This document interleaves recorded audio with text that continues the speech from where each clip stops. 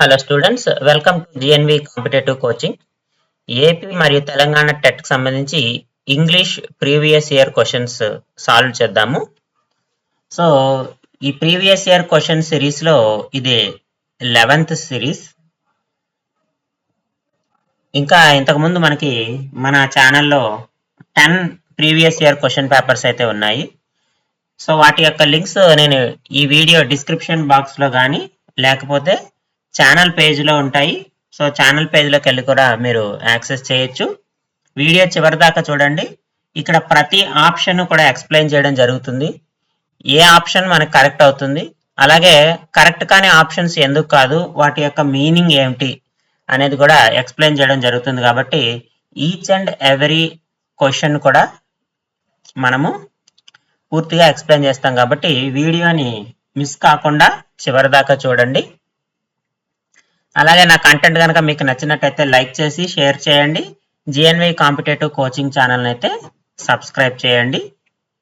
మీకు తెలిసిన friends and family members ఎవరన్నా టెట్ ఎగ్జామ్ రాస్తున్నట్టయితే ఏపీ మరియు తెలంగాణ స్టేట్స్లో వాళ్ళకైతే ఈ వీడియోని ఖచ్చితంగా షేర్ చేయండి. సో మనము వీడియోలోకి వెళ్తే, so English previous year paper చూడండి, టెట్ ఎగ్జామ్కి సంబంధించి. దాంట్లో మొట్టమొదటి ప్రశ్న అడుగుతున్నాడు. The snow covered up the grass with her great white cloak.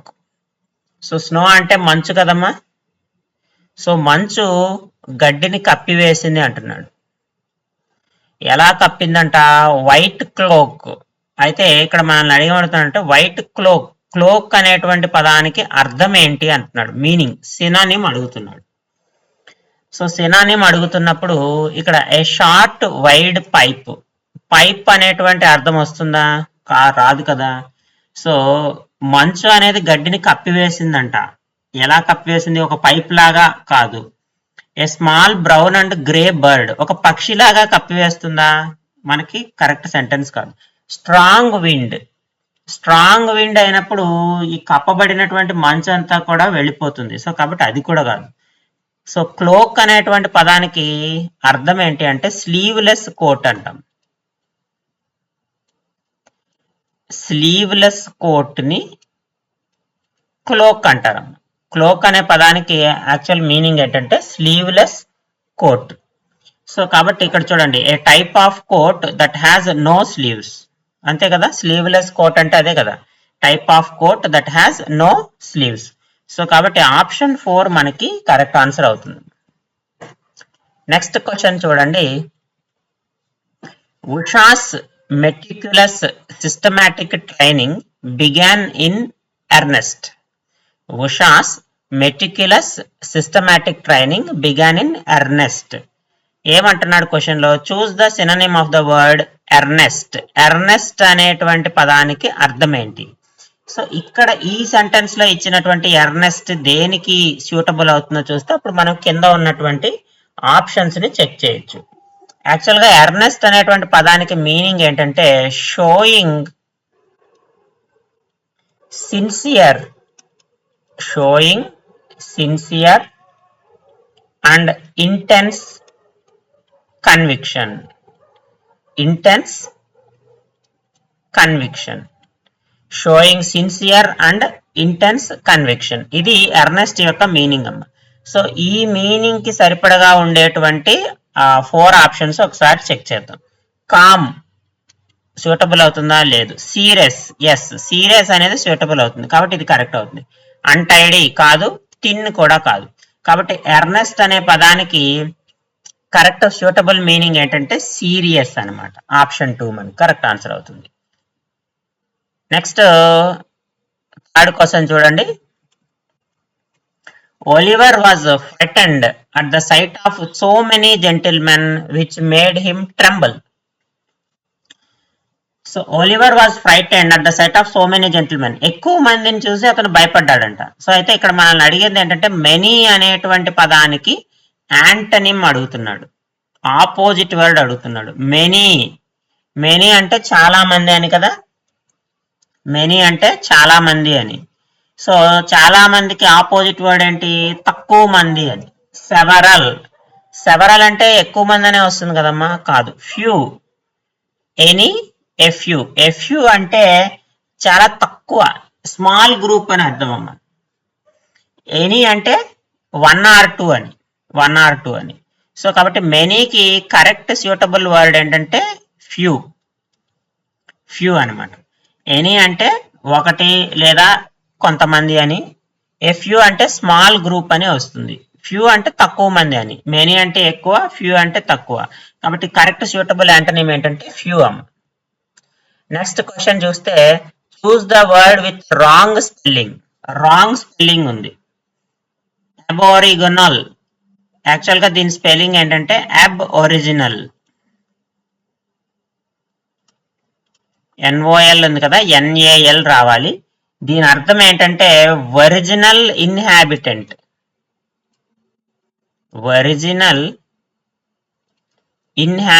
అనేది దీని యొక్క అర్థం అమ్మ. కాబట్టి కరెక్ట్ ఆన్సర్ ఏంటి అంటే wrongly spelled word option 1. Spectacle correct సెంటెన్సే, మినియేచర్ కూడా కరెక్ట్ స్పెల్లింగే, ఇన్హాబిటెంట్స్ కూడా కరెక్ట్ స్పెల్లింగ్. ఈ మూడు కరెక్ట్. రాంగ్ స్పెల్లింగ్ ఏంటంటే ఈ OL ఉండకూడదు, AL ఉండాలి. నెక్స్ట్ క్వశ్చన్, రమేష్ సెటప్ ఏ న్యూ బిజినెస్. అంటే కొత్త వ్యాపారాన్ని ప్రారంభించాడని వస్తుంది. సో మీనింగ్, సెటప్ యొక్క మీనింగ్ ఏమిటి, ఫ్రాజల్ వర్బ్ సెటప్ యొక్క మీనింగ్ ఏంటి అని అడుగుతున్నాడు. అర్థం అంటే ప్రారంభించాడు కదమ్మా, బాట్ అంటే పర్చేజ్ అని. ఆఫర్డ్ అంటే ప్రజెంట్ చేయడం, ప్రజెంట్ సంథింగ్.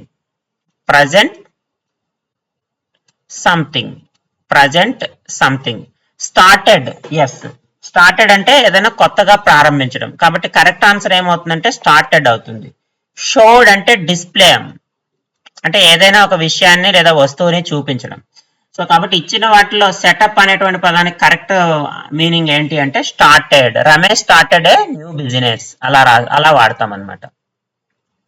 నెక్స్ట్ ఇది చూడండి, choose the suffix that suits the word quick. Quick అనే పదానికి suffix to form an adverb. Quick మనకి అడ్వర్బ్ అవ్వాలి. సో ఇక్కడ క్విక్లీ, QUICKLY. LLY అనేటువంటి పదము యాక్చువల్గా గ్రామటికల్ గా రాంగ్ అమ్మ, కాబట్టి ఇది రాదు. క్విక్నెస్ వస్తుంది, మనం వాడతాం.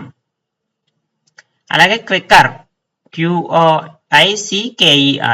అయితే వీటిలో అడ్వర్బ్ ఏది, ఎప్పుడు ఏ సందర్భంలో వాడతాం? క్విక్నెస్ అనేది నౌన్ అవుతుందమ్మా.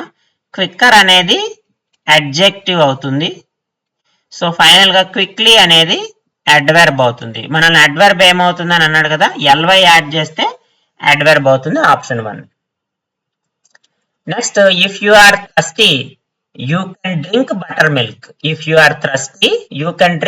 మిల్క్. ఇది ఏ సెంటెన్స్ అని అడుగుతున్నాడు. Simple sentence, compound, complex, interrogative sentence అయితే కాదు, ఎందుకంటే ఇందులో క్వశ్చన్ లేదు. కాంప్లెక్స్ సెంటెన్స్, కాంపౌండ్ సెంటెన్స్ కూడా కాదు, ఎందుకంటే దీంట్లో ఎటువంటి కోఆర్డినేటింగ్ కంజంక్షన్ లేదు. సింపుల్ సెంటెన్సా కాదు, ఇక్కడ ఇఫ్ ఒక క్లాజ్ ఉంది, ఇఫ్ క్లాజ్ ఉంది. సో దీంట్లో ఇండిపెండెంట్ క్లాజ్ ఉంది, డిపెండెంట్ క్లాజ్ ఉంది. కాబట్టి ఖచ్చితంగా ఇది ఏ సెంటెన్స్ అమ్మా? Complex sentence. ఆప్షన్ 3 మనకి రైట్ ఆన్సర్ అవుతుంది. Next, choose the grammatically correct sentence from the following. కింది వాటిలో మన గ్రామటికల్ గా కరెక్ట్ గా ఉన్నటువంటి సెంటెన్స్ ఏది అంటున్నాడు. ఇక్కడ 1 ఇచ్చాడు, దానికి సంబంధించిన పొసెసివ్ ప్రొనౌన్ ఇక్కడ వచ్చేది ఏంటమ్మా? పొసెసివ్ ప్రొనౌన్ ఇస్తున్నాడు. సో పొసెసివ్ ప్రొనౌన్స్ లో మనకి రాంగ్ ఉంది. పొసెసివ్ ప్రొనౌన్ హీ ఉన్నప్పుడు హిజ్ వాడాలి, షీ ఉన్నప్పుడు హర్ వాడాలి, దే ఉన్నప్పుడు దైర్ వాడాలి, 1 ఉన్నప్పుడు వన్స్ వాడాలి. అలా 1 ఉన్నప్పుడు వన్స్ వాడింది ఓన్లీ ఆప్షన్ 2 ఉంది. So option 2 is the right answer. తర్వాత question, how can you dash that? Choose the correct form of verb that fits the blank. So ఇక్కడ రాయబోయేటువంటి వెర్బ్ ఏంటి అని అడుగుతున్నాడు. ఈ బ్లాంక్ లో ఫిల్ చేయాల్సిన verb. Say, said, says, have said. ఎప్పుడైతే కెన్ అని ఇచ్చాడో మనకి can follows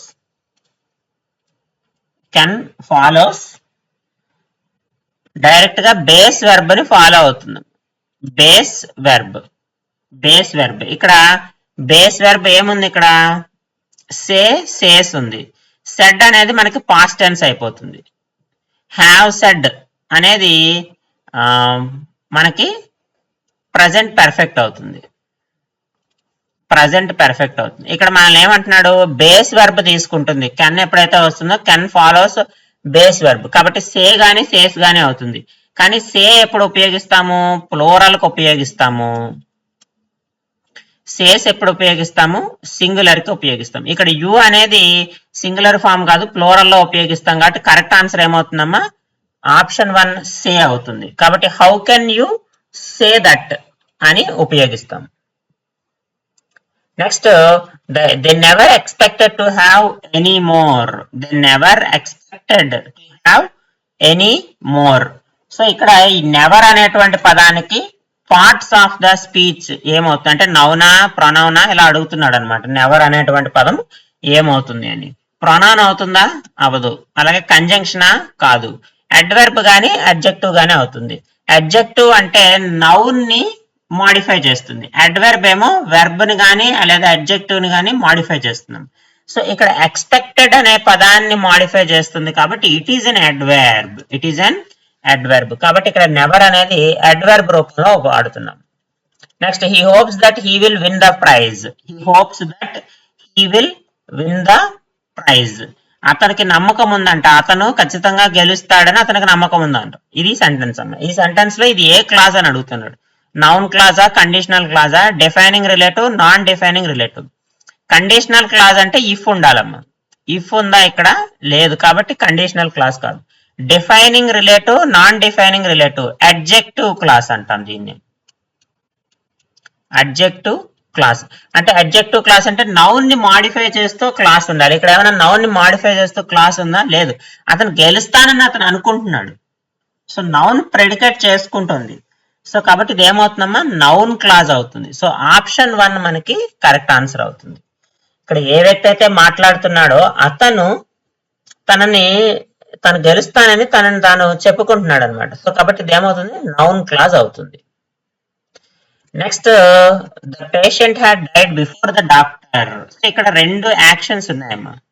so this is the first action, this is the second action. ఎప్పుడైతే హ్యాడ్ అనేటువంటి పదం వచ్చిందో ఇది మనకి పాస్ట్ పెర్ఫెక్ట్ లో ఉంది.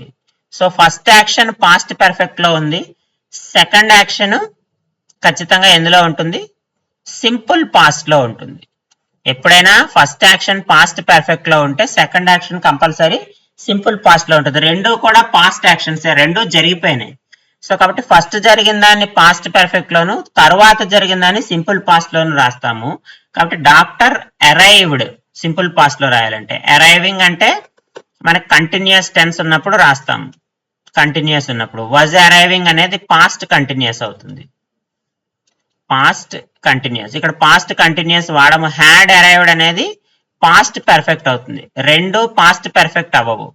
రెండు పాస్ట్ యాక్షన్స్ ఉన్నప్పుడు ఒకటి ముందు ఒకటి తర్వాత జరిగినప్పుడు ముందేది జరుగుతుందో దాన్ని పాస్ట్ పెర్ఫెక్ట్ లోను, తర్వాత జరిగేటువంటి విషయాన్ని సింపుల్ పాస్ట్ లోను రాస్తాం. కాబట్టి అరైవ్డ్ అనేటువంటి పదం ఇక్కడ మనకి కరెక్ట్ ఆన్సర్ అవుతుందమ్మా. Next, Manjula and Shruti play dash guitar well. ఇక్కడ సరిపోయేటువంటి ఆర్టికల్ రాయమంటున్నాడు. A and the, no article. Article కావాలి కంపల్సరీ. ఆ ఏ అండ్ దీనా అంటే ది అనేది మనకి సూటబుల్, ఎందుకంటే మ్యూజిక్ ఇన్స్ట్రుమెంట్, గిటార్ అనేది music instrument. So music instrument, before music instruments మనం డెఫినెట్ ఆర్టికల్ ని వాడతాం. సో కాబట్టి ది గిటార్ అనేది మనకి కరెక్ట్ ఆన్సర్ అవుతుందమ్మా. Next, the teacher explain the problem dash the students. Correct గా సరిపోయేటువంటి ప్రపోజిషన్ రాయమంటున్నాడు. The teacher explain the problem ఎవరితో చెప్తుంది, విద్యార్థులతో చెప్తుంది అన్న. విద్యార్థులతో చెప్తుంది అంటే ఆన్సర్ ఏమవుతుంది మనకి, the teacher explain the problem with the స్టూడెంట్సా లేకపోతే టు ద స్టూడెంట్సా అనేది మనం చూడాలి. సో ఇక్కడ స్టూడెంట్స్ ఎవరున్నారు, రిసీవర్స్. వీళ్ళు టీచర్ చెప్తుంటే వీళ్ళు రిసీవ్ చేసుకుంటున్నారు. సో కాబట్టి the teacher explain the problem to the students అనేది మనకి కరెక్ట్ అవుతుంది.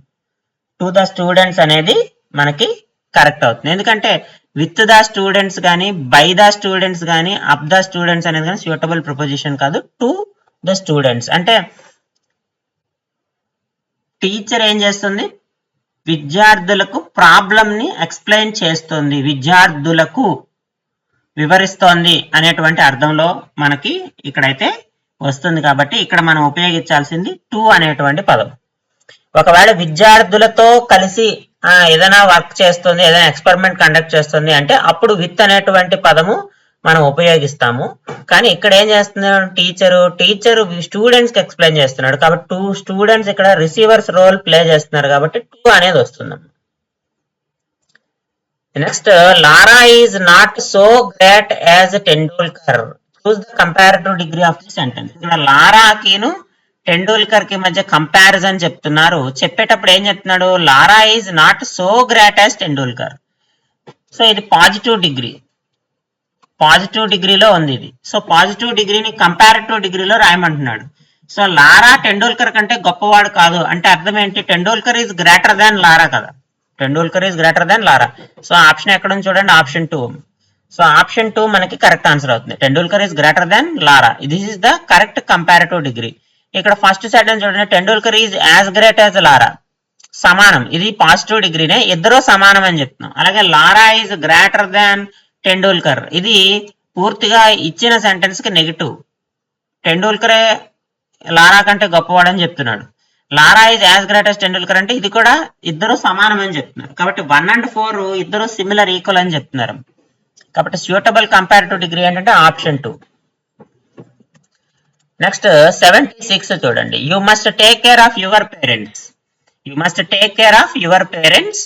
The sentence indicates obligation, suggestion, command, request. Must ఎప్పుడైతే వస్తుందో ఖచ్చితంగా మనకి it is an obligation, obligation వస్తుంది. Obligation means necessity, necessity. Obligation అంటే నెసెసిటీ, ఖచ్చితంగా అవసరము, అతను పేరెంట్స్ ని చూడాల్సిన అవసరం ఉంది కాబట్టి obligation is the correct answer. Suggestion అనే మనకి ఎప్పుడు అనిపిస్తుంది అంటే సెంటెన్స్ లో షుడ్ గాని లేకపోతే ఆట్ టు, సో అలా వచ్చినప్పుడు మనం దాన్ని సజెషన్ అంటామమ్మా. రిక్వెస్ట్ ఎప్పుడు ఉంటుందంటే కెన్ గాని లేకపోతే కుడ్ గాని, విల్ లేకపోతే వుడ్, ఇలా వచ్చినప్పుడు రిక్వెస్ట్ అనేది ఉంటుంది. ఇక్కడ కమాండ్ అనేది ఇక్కడ సూటబుల్ కాదు ఇక్కడ. So it is take care of your parents, so it's a command. కానీ ఇక్కడ ఏమంటున్నాడు, you must take care of your parents, ఖచ్చితంగా ఇది ఒక అవసరం, నువ్వు చూసుకోవాలని చెప్తున్నాడు కాబట్టి ఖచ్చితంగా it's an obligation. Next, come out now cousin. The correct question tag of this sentence. ఈ సెంటెన్స్ క్వశ్చన్ ట్యాగ్ రాయమంటున్నాడు. Come out now cousin, so cousin ని పిలుస్తున్నారు, బయటకు రా అని చెప్పేసి పిలుస్తున్నారు. Do you, don't you, are you, won't you. ఇక్కడ చూడండి అమ్మా, ఆర్ యూ అనేది ఎప్పుడు వాడతాము, మనకి బీ ఫార్మ్ ఆఫ్ వెర్బ్ ఉంటే వాడతాం. అలాగే డోంట్ యూ, డూ యూ అనేది ఎప్పుడు వాడతాము, వెర్బ్ ఉంటే వాడతాం, వెర్బ్ ఫామ్ ఉంటే, మెయిన్ వెర్బ్ ఉంటే. డూ యూ అనేది, డోంట్ యూ అనేది మనకి ఇన్వర్షన్ లో, క్వశ్చన్ ట్యాగ్స్ లో వాడినప్పుడు వాడతాం. అంటే అక్కడ నెగిటివ్ సెంటెన్స్ ముందు ఉంటే డూ యూ వాడతాము, పాజిటివ్ ఉంటే డోంట్ యూ అని ఉపయోగిస్తాం. So come out now cousin won't you, so ఇక్కడ బీ ఫార్మ్ ఆఫ్ వెర్బ్స్ లేవు కాబట్టి సో ఇక్కడ ఏం చేస్తుంది, come out now cousin won't you అనేది మనకి కరెక్ట్ క్వశ్చన్ ట్యాగ్ అవుతుంది. బికాస్ ఎందుకంటే ఇక్కడ వచ్చేది ఏంటంటే this is an imperative sentence, ఇది ఇంపారేటివ్ సెంటెన్స్ అమ్మా. ఇంపారేటివ్ సెంటెన్స్ అంటే కమాండ్ గానీ రిక్వెస్ట్ గానీ డినోట్ చేస్తుంది కాబట్టి మనం ఇక్కడ వోంట్ యూ అనేది ఉపయోగిస్తాం. Next question, I will catch you in a minute. I will catch you in a minute replied Seema. So దీనికి ఇండైరెక్ట్ స్పీచ్ రాయమంటున్నాడు. ఇక్కడ చూడండి, I will catch you in a minute, will ఉన్నప్పుడు ఖచ్చితంగా మనకి ఇండైరెక్ట్ స్పీచ్ లో would అనేది వస్తుందమ్మా. So would catch అనేది వస్తుంది. ఇక్కడ విల్ క్యాచ్ అని వచ్చింది, ఇది రాంగ్. ఇక్కడ కూడా విల్ క్యాచ్ అని వచ్చింది, రాంగ్. రెండు చోట్ల వుడ్ క్యాచ్ అని వచ్చింది. సో సేస్ దట్ అని వచ్చింది. యాక్చువల్గా అయిపోయింది, రిప్లైడ్ అని వచ్చేసింది కదా, అంటే పాస్ట్ రిపోర్టెడ్ వెర్బ్ కూడా పాస్ట్ టెన్స్ లో ఉండాలి కాబట్టి ఇక్కడ సేస్ వచ్చింది, ఇది కూడా రాంగ్. కాబట్టి కరెక్ట్ ఆన్సర్ ఏంటంటే Seema replied that she would catch him in a minute. You అనేది ఏమవుతుంది, హిమ్ గా చేంజ్ అవుతుంది, యు అనేది హిమ్ గా చేంజ్ అవుతుంది. సో కాబట్టి కరెక్ట్ గా వర్డ్స్ ఫ్రేమింగ్ అంతా సరిపోయింది. కాబట్టి Seema replied that he would catch him in a minute is the correct reported speech. Next I built a high wall all around. So ఇది యాక్టివ్ వాయిస్ లో ఉంది, దీనికి ప్యాసివ్ వాయిస్ రాయమంటున్నాడు. I built a high wall all around. So I built a high wall all around, all around అనేది తీసేయండి. ఇక్కడ I built a high wall అనేది ఒక sentence. So a high wall అనేది ఇక్కడ ఆబ్జెక్ట్ అమ్మ, ఐ అనేది సబ్జెక్ట్ అవుతుంది. బుల్ట్, బుల్ట్ అనేది పాస్ట్ టెన్స్ లో ఉంది, సింపుల్ పాస్ట్ లో ఉంది. సో సింపుల్ పాస్ట్ లో ఉన్నప్పుడు మనకి ఇక్కడ ఏమొస్తుంది, was or were plus verb 3 వస్తుంది. Was or were plus verb 3 వస్తుంది. బిల్డ్, బుల్ట్, బుల్టే కదా. A high wall was built all around by me. A high wall was built all around by me. ఎందుకంటే వాల్ అనేది singular కాబట్టి was వస్తుంది. High wall is అన్నాడు, past tense లో ఉంది కదా. I was built a high wall, ఇది కూడా కాదు. All around a high wall has been ఎందుకు వస్తుంది, వాజ్ ప్లస్ వెర్బ్ 3 ఫామ్ లో ఉన్నది ఇది ఒకటే. కాబట్టి option 2 a high wall was built all around by me అనేది కరెక్ట్ ప్యాసివ్ సెంటెన్స్ అవుతుంది. కరెక్ట్లీ పంక్చుయేటెడ్ సెంటెన్స్ అడుగుతున్నాడు. I am sorry the chemist said. So ఇక్కడ చూడండి పూర్తిగా మొత్తం కొటేషన్ లో ఇచ్చాడు కాబట్టి ఇది కాదు. I am sorry quotation reverse లో ఇచ్చాడు. ఐ ఆమ్ సారీకి కొటేషన్ మార్క్స్ ఉండాలి, కొటేషన్ మార్క్స్ ఉండాలి. ఇక్కడ కామా మిస్ అయింది కాబట్టి ఇది తప్పు. ఇది కరెక్ట్, కొటేషన్ మార్క్స్ ఉన్నాయి, ఇక్కడ కామా రావాలి. సో ఆప్షన్ 1 అనేది correctly punctuated sentence. Next the following is not the part of letter to apply for a job. ఉద్యోగానికి అప్లై చేస్తున్నాడంట. చూడండి details of father, educational qualifications, age, date of birth, contact details. Contact details కావాలి, age, date of birth కావాలి, educational qualifications కావాలి. కాంది ఏంటి, details of father. కాబట్టి correct answer ఏంటంటే option 1. Father details ప్రస్తుతానికి అవసరం ఉండదు కదా.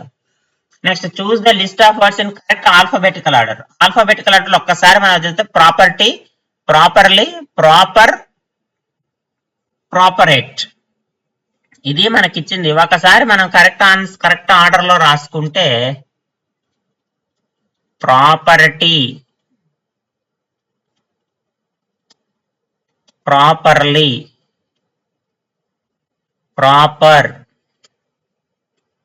ప్రాపరేట్. సో ఫస్ట్ ప్రాపర్ వస్తుందమ్మా. ఇచ్చిన ఆప్షన్స్ లో ప్రాపర్ వచ్చే ఆప్షన్ ఏదో చూడండి, 2 and 3 ఉన్నాయి. నెక్స్ట్ ప్రాపరేట్, ఎందుకంటే ప్రాపర్ వరకు అన్ని కరెక్ట్ గా ఉన్నాయి, ALT. సో కాబట్టి సెకండ్ ప్రాపరేట్ వస్తుంది, థర్డ్ ప్రాపర్లీ వస్తుంది, ఫోర్త్ ప్రాపర్టీ వస్తుంది. Proper, properate, properly, property. So option 3 మనకి కరెక్ట్ ఆల్ఫాబెటికల్ ఆర్డర్ అవుతుంది. నెక్స్ట్ ఈ సెంటెన్స్ చదవాలి, కింద ఆన్సర్ రాయాలి. Horses have close to 360 degrees all around the vision. So 360 డిగ్రీలు గుర్రాలు చూస్తాయి అంటే the only place they cannot see is directly behind or right in front of them. So వెనక వైపు చూడలేవు అవి.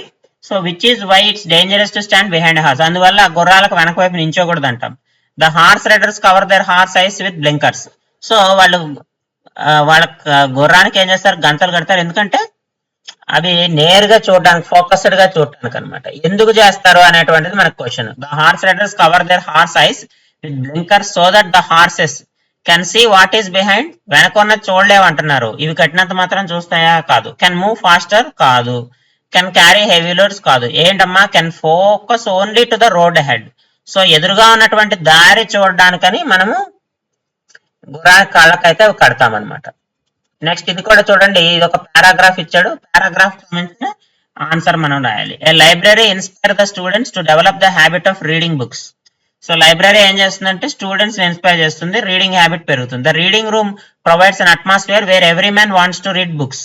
సో ఎవరైనా సరే పుస్తకాలు చదవాలి అని అనుకునేటువంటి ఎన్విరాన్మెంట్ అయితే మనకి అది ప్రొవైడ్ చేస్తుంది. So we can develop our reading habit by visiting frequently library, watching TV serials, no, visiting friends houses no, meeting people no. కాబట్టి ఏంటి, by visiting library frequently sentence కి సరిపోయేటువంటి మీనింగ్ అనమాట ఇది. సో కాబట్టి ఈ పారాగ్రాఫ్ కి రిలేట్ అవుతుంది.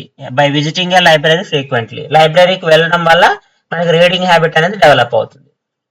నెక్స్ట్ ఫార్మేటివ్ ఎవాల్యుయేషన్ లేదా formative assessment, process of conducting test on whole syllabus. Whole syllabus మీద అంటే సమ్మేటివ్ అసెస్మెంట్ అమ్మ. అల్టిమేట్ ఫీడ్బ్యాక్ అన్న కూడా సమ్మేటివే. ఎస్, ఆన్ గోయింగ్ ఫీడ్బ్యాక్ అంటే ఫార్మేటివ్ అవుతుంది. అంటే ఆన్ గోయింగ్ లెర్నింగ్ మీద జరిగేటువంటి అసెస్మెంట్ ని మనము ఫార్మేటివ్ అసెస్మెంట్ అంటాము. కాబట్టి ఆప్షన్ 3 మనకి కరెక్ట్ ఆన్సర్ అవుతుంది. Next, while searching A particular train in the railway time table we use the following reading technique. So rail ని మనం ఐడెంటిఫై చేయాలి, మనకు కావాల్సిన రైలు ఏంటి అని. ఎక్స్టెన్సివ్ రీడింగ్ అంటే జనరల్ పర్పస్, జనరల్ రీడింగ్ అమ్మ. General reading technique for pleasure అంటే మన ఆనందం కోసము, నాలెడ్జ్ గెయిన్ చేసుకోవడం కోసము, అండర్స్టాండింగ్ కోసము చదువుతాం. స్కిమ్మింగ్ అంటే క్విక్ రీడింగ్ అంటే జస్ట్ మనము మెయిన్ పాయింట్స్ ని మాత్రమే డ్రాఫ్ట్ చేసుకొని చదువుతాం అనమాట. ఇంటెన్సివ్ రీడింగ్ అంటే ఫర్ ఎగ్జామినేషన్, ప్రతి ఒక్క పాయింట్ ఎగ్జామ్స్ కోసం చదువుతాం. సో ఇక్కడ ట్రైన్ ని ఐడెంటిఫై చేయడం అంటే స్కానింగ్ అంటే మనకి ఏదైతే కావాలో పర్టికులర్ గా అది మాత్రమే గుర్తించి మిగతా వాటిని పక్కన పెడతాం. సో కాబట్టి ఇక్కడ కరెక్ట్ సూటబుల్ వర్డ్ ఏంటంటే స్కానింగ్. నెక్స్ట్ క్వశ్చన్ చూడండి, the following is not suggested to be prescribed in the supplementary reader as syllabus. Supplementary readers is nothing but text book కదా. టెక్స్ట్ బుక్ లో మనకి ఏమి ఉండదు అంటే స్టోరీస్, ఇన్సిడెంట్స్, డిస్క్రిప్షన్స్, పోయమ్స్ ఉంటాయి, descriptions ఉంటాయి, incidents ఉంటాయి, స్టోరీస్ ఉండవు సప్లిమెంటరీ రీడర్ లో. సో కాబట్టి ఆప్షన్ 1 మనకి కరెక్ట్ ఆన్సర్ అవుతుంది. Next, the following focuses on natural way of learning second language like that of acquisition of first language. మన first language ఎలా నేర్చుకుంటామో సెకండ్ లాంగ్వేజ్ కూడా అదే విధంగా న్యాచురల్ వేలో నేర్చుకునేది ఏ మెథడ్ అని అంటున్నాడు. Direct, translation, SOS, bilingual. Direct method correct answer అవుతుంది. ఇక్కడ translational method or grammar translational method అంటాము. గ్రామర్ ట్రాన్స్లేషన్ మెథడ్ ఎక్కువగా దేని మీద ఫోకస్ చేస్తుందంటే రీడింగ్ అండ్ రైటింగ్ స్కిల్స్ మీద ఎక్కువగా ఫోకస్ చేస్తుంది. SOS approach structural oral situational అంటాము. ఇక్కడ ప్రైమ్ ఫోకస్ ఏంటి అంటే స్పీచ్ ఓరల్ ప్రజెంటేషన్ అంటే ఓరల్ గా ఫస్ట్ మనం నేర్చుకున్న తర్వాత రీడింగ్ రైటింగ్ మీద ఫోకస్ చేస్తాం. బైలింగ్వల్ మెథడ్ అంటే మదర్ టంగ్ లో చెప్తాం. అంటే ఒక లాంగ్వేజ్ నేర్పించడానికి మనము మదర్ టంగ్ కూడా ఉపయోగిస్తాం. మదర్ టంగ్ యూజ్ చేస్తూ ఆ లాంగ్వేజ్ నేర్పించడానికి ప్రయత్నిస్తాం. దాన్ని బైలింగ్వల్ మెథడ్ అంటాం. కాబట్టి ఇక్కడ కరెక్ట్ ఆన్సర్ ఏంటంటే డైరెక్ట్ మెథడ్, ఆప్షన్ 1 మనకి కరెక్ట్ ఆన్సర్ అవుతుంది. Next, the form of reliability that is used to judge the consistency of results across items on the same test. So ఒక consistency of results across items on the same test. So ఒక test ఉపయోగించినప్పుడు consistency ఎలా ఉంటుంది across items on the same test. ఒక test కి సంబంధించిన items మీద మనల్ని అడుగుతున్నాడు. సో ఇక్కడ ఒకసారి చూస్తే టెస్ట్ రీటెస్ట్ ఎబిలిటీ.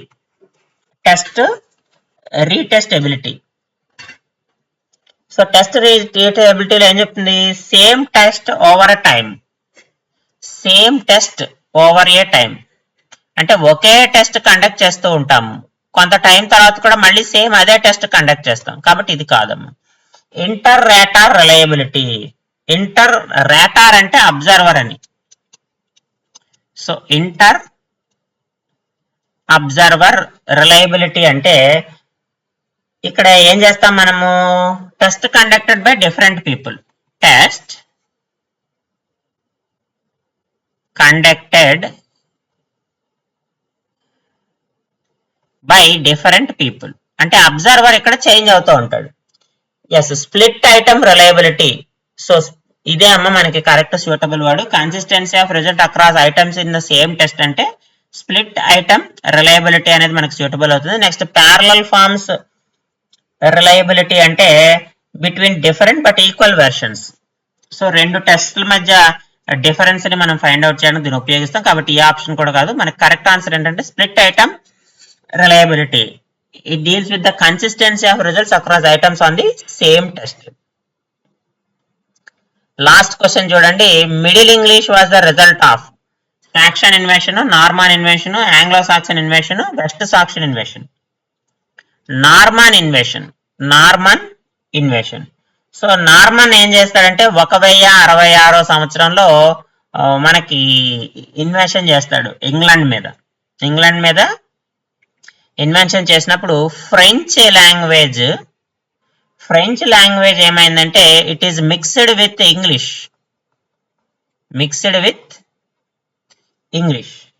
ఇక్కడ ఆంగ్లో సాక్సన్ ఇన్వేషన్ లేదా సాక్సన్ ఇన్వేషన్ అంటే ఓల్డ్ ఇంగ్లీష్ అంటే అప్పుడు ఓల్డ్ ఇంగ్లీష్ వాడేవారు. ఆ ఓల్డ్ ఇంగ్లీష్ ప్లేస్ లో 1066 తర్వాత అంటే ఆఫ్టర్ నార్మన్ ఇన్వెన్షన్ మనకి ఎలా అయిందంటే ఫ్రెంచ్ అనేది ఇంగ్లీష్ తో మిక్స్ అయిందనమాట. సో దాన్ని మనము మిడిల్ ఇంగ్లీష్ అంటాం. మిడిల్ ఇంగ్లీష్ మీనింగ్ ఏంటంటే ఫ్రెంచ్ మిక్స్డ్ విత్ ఇంగ్లీష్.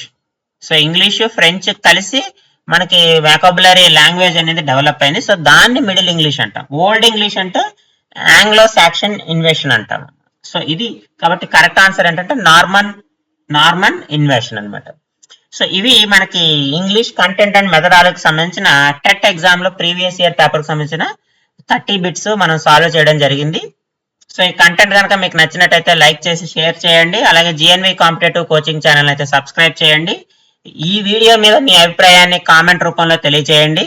అలాగే ఏపీ టెట్ కానీ టీజీ టెట్ కానీ ఎవరైనా రాస్తుంటే మీకు తెలిసిన ఫ్రెండ్స్ అండ్ ఫ్యామిలీ మెంబర్స్ లో ఈ వీడియోని అయితే ఖచ్చితంగా షేర్ చేయండి. నెక్స్ట్ వీడియోలో మళ్ళీ కలుద్దాము. Thank you for watching.